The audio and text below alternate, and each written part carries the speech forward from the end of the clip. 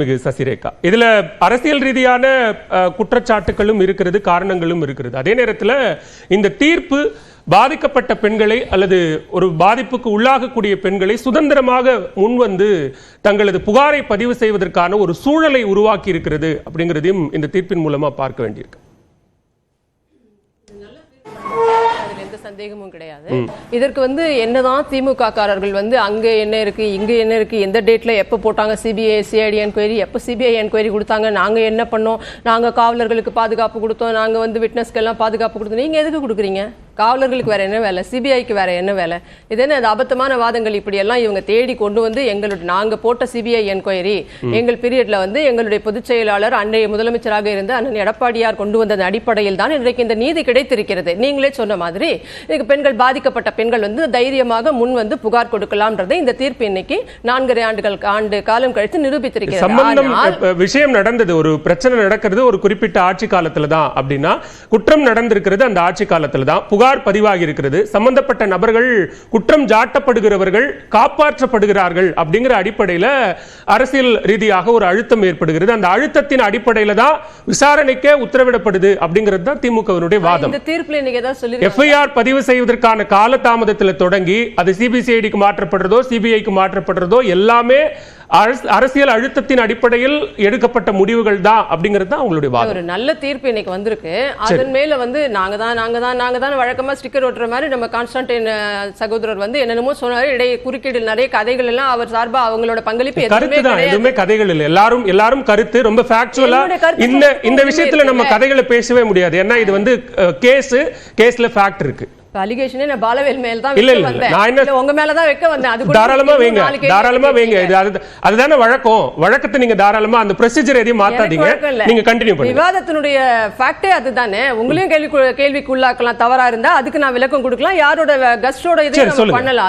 அதுதான் இப்ப நான் கேட்க வந்தேன். நான் அதுக்குள்ள நீங்க 4 கேள்விகள் என்ன இன் பிட்வீன் போனா நான் எப்படி பதில் சொல்ல? அவர் 1000 இதை வழக்கம் போல ஸ்டிக்கர் ஒட்டுற மாதிரி இதுக்கு நாங்க தான் காரணம் அப்படின்னு கொண்டு முடிச்சார் கடைசியாக. அப்படியெல்லாம் கிடையாது. இப்ப இன்னைக்கு நீங்களே கேட்டீங்க, இந்த தீர்ப்பு அந்த ஆட்சி காலத்தில் தானே இந்த மாதிரி பிரச்சனைகள் நடந்தது, பாதிக்கப்பட்டவர்கள் தப்பிக்க வைக்கப்பட்டார்கள் குற்றவாளிகள், அந்த மாதிரி தீர்ப்புல ஏதாவது சொல்லியிருக்காங்களா? சில பேர் இதுல தப்பிச்சுட்டாங்க.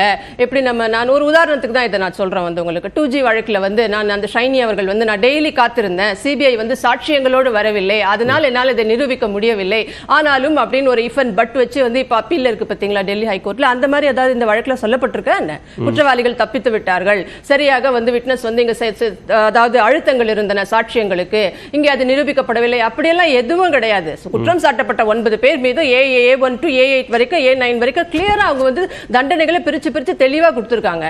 இது யாருடைய எதனுடைய அடிப்படையில் பாத்தீங்கன்னா, அன்னைக்கு நாங்க போட்ட அன்னைக்கு இந்த ஒரு பிரச்சனை நடந்தது அப்படின்ன உடனே நீங்க ஒரு கேள்வி கேட்டீங்க, சிபிஐ என்கொயரி எப்போ வந்தது, சிபிசிஐடி என்கொயரி எப்போ வந்தது, என்னமோ நீங்களே கூட உங்க ஆரம்ப உரையில சொன்னீங்க.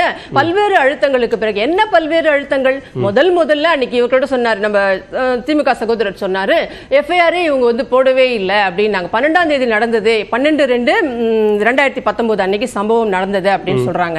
12/2/2019 சம்பவம் நடந்தது, அன்னைக்கு போட்டாங்க. 24 தான் இவங்க எடுத்தாங்க, புகார் அளிக்கப்பட்டது. புகார் எல்லாம் அதுதான் தவறுன்னு அவர் சொன்னது. 12ஆம் தேதி புகார் கொடுத்துட்டாங்க, 24ஆம் தேதி தான் நீங்க எஃப்ஐஆர் போட்டீங்க. எப்படி போட முடியும்? காவல்துறை யாருடைய கைப்பாவை? இன்றைக்கு இந்த ஆட்சியில் இருப்பதை போல முதலமைச்சருடைய கைப்பாவையாக செயல்பட்டு கொண்டிருக்கிறார்கள் அண்ணா யூனிவர்சிட்டி விவகாரத்தில்.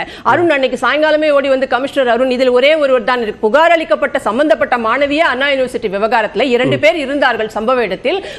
ஒருவரோடு பேசினார். யார் அந்த சார் என்ற போராட்டத்தை நாங்கள் முன்னெடுத்தோம். இன்னைக்கு வரைக்கும் அந்த மாசுபடாத சார்கள் யார் என்றே இதுவரைக்கும் தெரியவே இல்லை. அண்ணா யூனிவர்சிட்டி விவகாரத்தில் அதிமுக கொடுக்கிறதுனுடைய பேர் என்ன? அழுத்தம் இல்லையா? ஆமா, அதுதான் சொல்றேன். அதுக்கு ஏன் அழுத்தம்? 2019 எதிர்க்கட்சியாக இருந்த திமுக கொடுத்ததுக்கு பேர் என்ன? அதுக்காக தான் சொல்ல வரேன். இப்ப அழுத்தத்திற்கான காரணங்களை தான் கம்பேர் பண்றேன் நான். பொள்ளாச்சி விவகாரத்தோடவும் அண்ணா யூனிவர்சிட்டி விவகாரத்தோட ரெண்டுமே அரசியல் அழுத்தம் தானே மேடம். இதுல காரணத்துக்கு என்ன விளக்கம் தேவைப்படுது? ரெண்டுமே அரசியல் அழுத்தம் தானே. அதிமுக அண்ணா பல்கலைக்கழக விவகாரத்தில் கொடுத்தது அழுத்தம், அரசியல் அழுத்தம் அப்படின்னா 2019 திமுக எதிர்க்கட்சியாக பொள்ளாச்சி விவகாரத்தில் கொடுத்ததும் அழுத்தம் தானே. அரசியல் அழுத்தம்னா சிபிஐ என்கொயரிக்கு இப்ப ஒத்துக்க மாட்டீங்க திமுக? அண்ணா யூனிவர்சிட்டி விவகாரத்துல, அண்ணா நகர் சிறுமி போக்சோ விவகாரத்துல ஏன் சிபிஐ என்கொயரிக்கு ஒத்துக்காம கோர்ட் சூமோட்டாவா எடுத்து ஹைகோர்ட் சிபிஐக்கு ஆர்டர் பண்ண பின்னாடி ஏன் உச்சநீதிமன்றத்தில் போய் நீங்க முகுல் ரோத்தகியை வச்சு 50 லட்சம் ரூபாய் ஒரு நாளைக்கு ஒரு ஹியரிங்க்கு அப்பியர் ஆகக்கூடிய ஒரு வழக்கறிஞரை வைத்து சிபிஐ என்கொயரி ஏன் வேண்டான்றீங்க?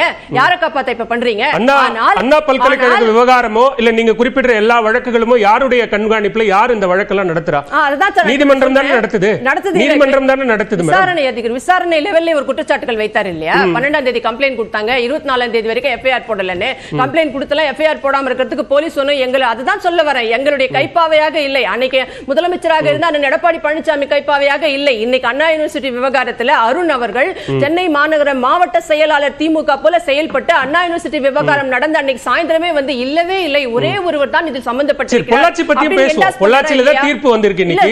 இல்ல பொள்ளாச்சி தீர்ப்பு குறித்து பேசுறேன். இல்ல ஒண்ணும் குற்றம் இல்ல இருந்தா நம்ம பேச போறோம், பதில் சொல்ல போறோம். இன்னைக்கு கோர்ட் தீர்ப்பே வந்துருச்சு. இதுல நம்ம தனியா ட்ரையல் நடத்தி ஒன்னும் ஆக போறது கிடையாது. அன்னைக்கு நாங்க போட்ட சிபிஐ என்கொயரி தான், நாங்க ஒத்துழைப்பு தான், காவல்துறையினுடைய முழு ஒத்துழைப்பு, சிபிஐனுடைய அருமையான விசாரணை, சாட்சியங்களுடைய முழு ஒத்துழைப்பு. இன்னைக்கு கோர்ட் அருமையான தீர்ப்பு கொடுத்திருக்கு. இவங்க குற்றம் சொல்றாங்க இல்லையா, அதுக்காக தான் நான் சொல்றேன். இப்ப அதே ஆனால் அதே அருண் வந்து அன்னைக்கு சாயங்காலமே என்ன சொன்னார், இதுல ஒரே ஒருவர் தான் சம்பந்தப்பட்டிருக்கிறார், இதெல்லாம் முடிச்சிட்டோம் அப்படின்னு வழக்க முடிச்சாரா இல்லையா? இதே பிரஸ் மீட்ல எல்லா டிவிலயும் வந்ததா இல்லையா? அண்ணா யூனிவர்சிட்டி நாங்க போராட்டம் பண்ண அன்னைக்கு சாயங்காலம் கண்டிச்சதா இல்லையா? ஒரு நிமிஷம் பாலவேல், ஒரே நிமிஷம் நான் முடிச்சிடுறேன். கோர்ட் இவரை கண்டிச்சதா இல்லையா? அருண் அவர்கள் மன்னிப்பு கேட்டாரா இல்லையா? நம்ம ஹைகோர்ட் முன்னாடி 3 மாசம் முன்னாடி நீங்க எப்படி வந்து ஒரே நாள் அருண் அவர்கள் எப்படி இந்த வழக்கை முடிப்பார், இவருக்கு யார் இந்த அதிகாரத்தை கொடுத்தது, இவர் ஒரு 10 மணி நேரத்துல புலன் விசாரணையை முடித்து விட்டாரா இல்லையான்னு கேட்டாங்களா இல்லையா? இவர் சொன்னதால சொல்றேன் நான். அந்த மாதிரியான அழுத்தங்கள்ல எங்க கிட்ட இல்ல. இத கொண்டு வந்து இப்போ நீங்க ஒரு வழக்கறிஞர், உங்களுக்கு தெரியும் நம்ம தீர்ப்பு வந்த வழக்கு குறித்தே நாம வந்து ஒரு மீடியா ட்ரையல் பண்ணக்கூடாது. விசாரணையில் இருக்கக்கூடிய வழக்கை நாம மீடியா ட்ரையல் பண்றது அப்படின்னு நடத்துறதோ அல்லது நீங்க பேசுறதோ அது தொடர்பான வாதத்தை வைக்கிறதோ ஏற்புடையதா இருக்காதுன்னு நான் நினைக்கிறேன். மீடியா ட்ரையல் பண்ணலாம், தாராளமா பண்ணலாம். பண்ணக்கூடாது. நீதிமன்றம் பல வழக்குகள்ல கண்டிச்சிருக்கு, மீடியா ட்ரையல் பண்ணாதீங்கன்னு நீதிபதிகள் நேரடியா கண்டிச்சிருக்காங்க.